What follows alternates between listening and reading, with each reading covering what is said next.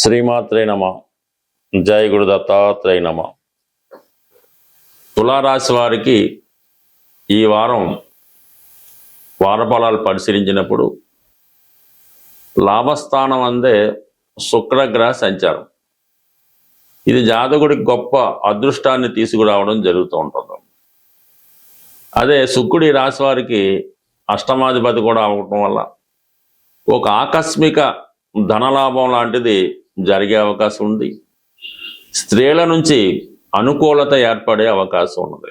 ప్రధానంగా ఒక రాజకీయ రంగంలో కానీ, ఆధ్యాత్మిక రంగంలో కానీ, లేదంటే ప్రభుత్వ అధికారి హోదా కలిగినటువంటి ఒక స్త్రీ మీకు చాలా వరకు సహకరించే అవకాశం ఉన్నది. అలాగే ఎవరైతే ఈ సినిమా రంగం, రాజకీయ రంగంలో ఉన్నారో వారికి మంచి గుర్తింపు, నేమ్ అండ్ ఫేమ్ రావడం జరుగుతుంటుంది. ఏదో ఒక పెద్ద బాధ్యత ఈ వారం మీరు చేపట్టి దాన్ని సక్సెస్ఫుల్గా కంప్లీట్ చేయడం జరుగుతూ ఉంటుంది. ఇక ప్రధానంగా మీకు శని భగవానుడు 6వ స్థానంలో ఉన్నప్పుడు మీరు ఎంత ఎక్కువ శ్రమ పడితే అంత ఎక్కువ ఫలితాన్ని పొందడం జరుగుతూ ఉంటుంది. అయితే పంచమ రాహు వల్ల ఎట్టి పరిస్థితుల్లో కూడా మీరు ఈజీ మనీ స్పెక్యులేషన్ వాళ్ళకి జోలికి వెళ్ళకూడదు. మీ యొక్క సొంత వనరుల మీదే మీరు ఆధారపడి మీ పనులు చేసుకోవాలి తప్ప ఇతరుల సమయానికి సహకరిస్తారనో, ఏదో ధనం సమయానికి వస్తుందనో ఆ పని ప్రారంభించడం వల్ల దానివల్ల మీకు డిసప్పాయింట్మెంట్ కలుగుతుంటుంది. కాబట్టి సాధ్యమైనంత వరకు అటువంటి వాటికి నమ్మకుండా మీరు ఏదైనా ఒక ప్రొడక్షన్ చేయాలన్నా, ఒక సినిమా తీయాలన్నా, ఒక ఇల్లు కట్టుకోవాలన్నా, ఈవెన్ మ్యారేజ్ ప్రపోజల్స్ పెట్టుకున్నా, దేనికైనా పెద్ద మొత్తంలో డబ్బు ఈ సమయంలో మీకు అవసరం అవుతుంది. అది కంప్లీట్గా మీ వనరులు మాత్రమే మీరు సరి చూసుకోవాలి తప్ప ఇతరుల మీద ఆధారపడడం వల్ల సమయానికి భంగపడవలసి ఉంటుంది. కాబట్టి ఈ విషయంలో చాలా కేర్ తీసుకోవడం అన్నది మంచిది. ఇక ప్రధానంగా అష్టమంలో ఉన్నటువంటి కుజుడు, ఇది కూడా మనకి ఎలా ఉంటుందంటే ధనాధిపతి అష్టమ స్థానం అన్నది కూడా ఒక ఆకస్మిక ధనలాభం లాంటిది జరుగుతూ ఉంటుంది.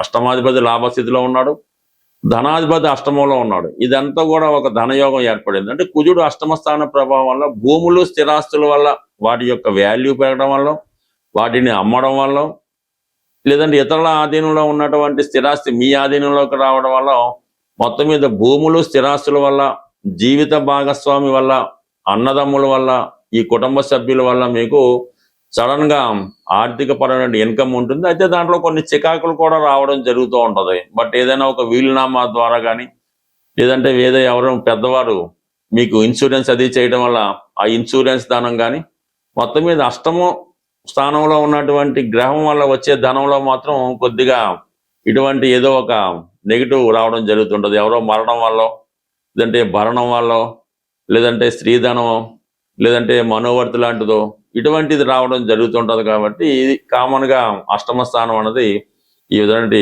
ఇండికేట్ చేస్తూ ఉంటుంది. మొత్తం మీద ఏంటంటే ధనం రొటేషన్ పెరుగుతుంది, ఆదాయం పెరుగుతుంది, వృత్తిపరంగా అనుకూలత ఏర్పడడం జరుగుతుంది. ఇక ప్రధానంగా మీకు దశమంలో గురువు సంచరిస్తున్నాడు. ఇది వృత్తిపరమైన మార్పుకి కారణం అవుతూ ఉంటుంది. ప్రస్తుతం ఉన్నటువంటి వృత్తిలో హోదా పెరిగే అవకాశం ఉంది. ఇది ఎక్కువగా గురువు ఆధ్యాత్మిక రంగంలో ఉన్న వాళ్ళకి, ఎండోమెంట్స్ డిపార్ట్మెంట్లో ఉన్న వాళ్ళకి, ఉపాధ్యాయ వృత్తిలో ఉన్న వాళ్ళకి, ప్లేడర్లకి, న్యాయవాదులకి, జడ్జీలకి చాలా అనుకూలమైనటువంటి స్థితి ఏర్పడడం జరుగుతుంటుంది. ప్రధానంగా దీనికి సపోర్ట్ చేస్తూ వ్యయాధిపతిగా ఉన్నటువంటి బుధుడు కూడా దశమ స్థాన సంచారం. కాబట్టి సడన్ గా అయినా ట్రాన్స్ఫర్ లాంటియో, ఉద్యోగంలో అభివృద్ధి లాంటిదో, డిపార్ట్మెంట్ చేంజెస్ లాంటివి రావడం జరుగుతుంటుంది. ఇక ప్రధానంగా ఇంకొక గొప్ప ధనయోగం ఏంటంటే దశమ స్థానంలో ఉచ్చులో ఉన్నటువంటి గురువు, ధనకారకుడైనటువంటి గురువు ధనస్థానాన్ని వీక్షించడం కూడా జాతకుడికి మరి ఒక గొప్ప ధనయోగం ఏర్పడింది. మొత్తం మీద ఈ వారం అంతా కూడా ఏర్పడినటువంటి ధనయోగాలు జాతకుడిని అనేక రంగాలలో అనేక విధాలుగా ఫైనాన్షియల్ ఫ్లో ఏర్పడడం జరుగుతుంది. కానీ ఆ వచ్చిన ధనాన్ని ఖర్చు పెట్టే విషయంలో కానీ, ఏదన్నా ఈ బెట్టింగు, లేదంటే ఏదన్నా ఇటువంటి షేర్ మార్కెట్, ఇటువంటి వాటిలో కోల్పోవడం కూడా జరిగే సూచనలు ఉన్నాయి. కాబట్టి అటువంటి జోలికి పోకుండా మంచి మార్గాల ద్వారా మీరు ధనాన్ని ఇన్వెస్ట్ చేస్తే ఫ్యూచర్ మరింత లాభపడే అవకాశం ఉంటుంది. ప్రధానంగా ఈ వారం ఈ జూలై 10వ తారీఖున ఏకాదశి రావడం జరుగుతుంది. సాధ్యమైనంత వరకు ఎక్కువ ఇబ్బందుల్లో ఉన్నవాళ్ళు, ప్రతి ఏకాదశికి నియమంగా ఉంటూ సత్యనారాయణ స్వామి వారి వ్రతం చేయించుకోవడం కానీ, సత్యనారాయణ స్వామి వారి ఆలయం దర్శించడం కానీ, లేదన్నా ఎవరైనా ఈ వ్రతం ఆచరిస్తున్నప్పుడు అక్కడ మీరు కూడా పాల్గొనడం వల్ల కంప్లీట్గా మీకు ఈ ఏకాదశి నియమం పాటించడం వల్ల ప్రతి నెలకి 2 సార్లు ఈ ఏకాదశి రావడం జరుగుతుంటుంది.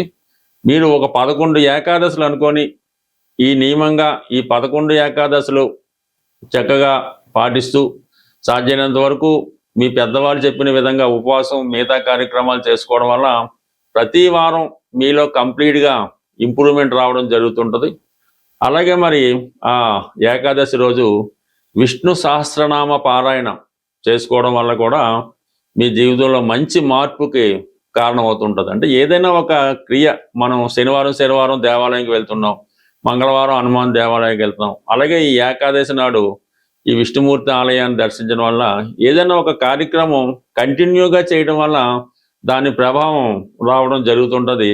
అంతే తప్ప ఏదో నెలకోసారో వారానికోసారో ఆ విధంగా వెళ్ళడం వల్ల ఏ ప్రయత్నం జరగదు. ఏదైనా మనం స్వామి అయ్యప్ప దగ్గరికి వెళ్ళినప్పుడు ఒక 41 రోజులు దీక్ష తీసుకుంటాం. అలాగే మీరు ఒక 11 ఏకాదశుల ముందు అనుకోండి, దాని ప్రభావం మీకు 100% కనబడుతుంది. దాని తర్వాత మీ జీవితాంతం కంటిన్యూ చేసుకోవడం వల్ల మీ జీవితంలో గొప్ప మార్పు, గొప్ప అభివృద్ధి మీకు మీ జీవితంలో తప్పకుండా రావడం జరుగుతుంటుంది. అలాగే కంపల్సరీగా ఏకాదశితో పాటు ఆదివారం అన్నది చాలా ఇంపార్టెంట్. ఎట్టి పరిస్థితుల్లో కూడా అది ఈ పండగ రాని రాకపోనివ్వండి, ఆదివారం రోజు మాత్రం కంప్లీట్గా ప్రతి ఒక్కరూ మన హిందూ ధర్మం ప్రకారం నియమంగా ఉంటూ సూర్యుని యొక్క ఆరాధన చేసుకోవడం వల్ల, పెద్దవారిని గౌరవించడం వల్ల కంప్లీట్గా మీకు ఏ దేవాలయానికి వెళ్ళక్కర్లేదు, మీరు ఎక్కడికి వెళ్ళక్కర్లేదు. కేవలం ఆదివారాలు చేయడం వల్ల, కేవలం ఒక 7 ఆదివారాలు కంప్లీట్గా చేసుకుంటే ఆటోమేటిక్గా దానికి అదే అలవాటు అవుతుంది. ప్రతి వారం మీలో ఇంప్రూవ్మెంట్ కనబడుతుంది. ప్రధానంగా ఈ వారం ఈ జూలై 10వ తారీఖున ఏకాదశి రావడం జరుగుతుంది. సాధ్యమైనంత వరకు ఎక్కువ ఇబ్బందుల్లో ఉన్నవాళ్ళు ప్రతి ఏకాదశికి నియమంగా ఉంటూ సత్యనారాయణ స్వామి వారి వ్రతం చేయించుకోవడం కానీ, సత్యనారాయణ స్వామి వారి ఆలయం దర్శించడం కానీ, లేదన్నా ఎవరైనా ఈ వ్రతం ఆచరిస్తున్నప్పుడు అక్కడ మీరు కూడా పాల్గొనడం వల్ల కంప్లీట్గా మీకు ఈ ఏకాదశి నియమం పాటించడం వల్ల ప్రతి నెలకి 2 సార్లు ఈ ఏకాదశి రావడం జరుగుతుంటుంది.